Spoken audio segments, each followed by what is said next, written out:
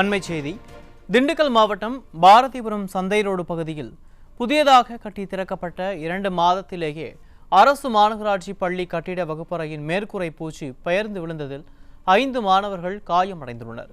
இது குறித்த கூடுதல் விவரங்களை செய்தியாளர் பழனி முத்துக்குமார் வழங்க கேட்கலாம். வணக்கம் பழனி முத்துக்குமார், என்ன நடந்தது? முழுமையான விவரங்கள்.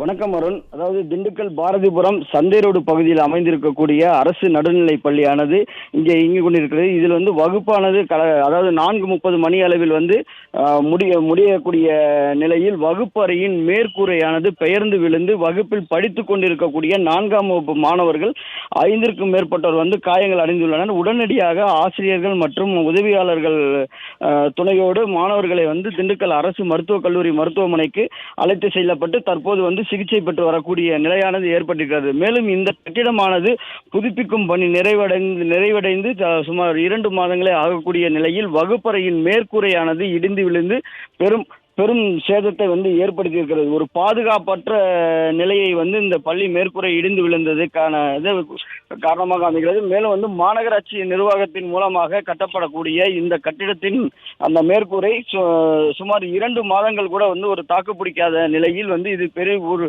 ஊழல் நடந்திருக்கலாம் என்ற ஒரு சந்தேகமும் எழுந்துள்ளது. இது தொடர்பாக தற்போது மாவட்ட ஆட்சியர் உள்ளிட்ட அதிகாரிகள் ஆய்வு மேற்கொள்ளும் பணியில் ஈடுபட உள்ளதாகவும் ஒரு தகவல் வெளியாகி இருக்கிறது.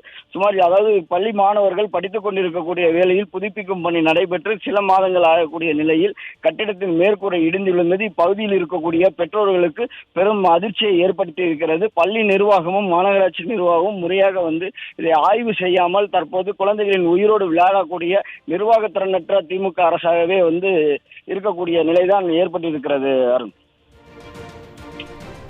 விரிவான விவரங்களுக்கு நன்றி பழனி முத்துக்குமார்.